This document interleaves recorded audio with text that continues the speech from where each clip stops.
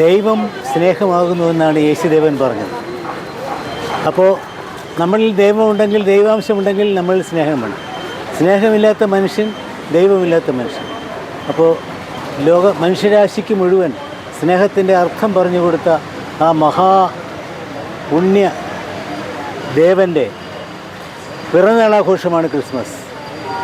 ആ ആഘോഷത്തിൽ നമ്മുടെ കുട്ടികളെല്ലാം സഹർഷം അങ്ങനെ ആനന്ദപുളകിതരായിട്ട് ഇതാ കടന്നു വരുന്നു.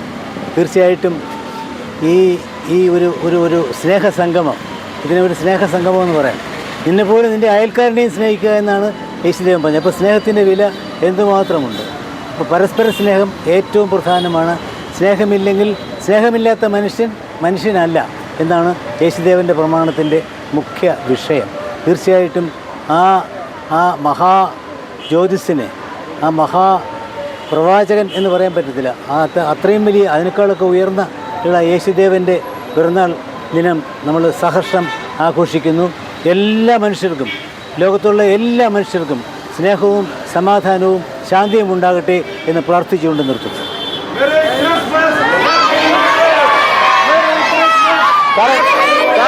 ലോകത്തെ ഏറ്റവും കൂടുതൽ ആൾക്കാർ സന്തോഷത്തിൻ്റെയും സമാധാനത്തിൻ്റെയും പേരിൽ ലോകത്തെല്ലാവരും ആഘോഷിക്കുന്ന ഒന്നാണ് ക്രിസ്മസ്. അതിൽ പങ്കുചേരാനായിട്ട് ശബരിമല സ്കൂളിലെ കുട്ടികളും പ്രിൻസിപ്പളും സ്റ്റാഫും എല്ലാവരും ഇവിടെ ഉണ്ട്. ഞങ്ങളുടെ ചെയർമാൻ സാർ ഓൾറെഡി നല്ലൊരു സന്ദേശം തന്നു കഴിഞ്ഞു.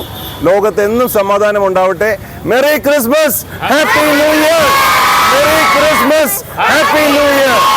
God bless all. Thank you. Thank you sir. Thank you.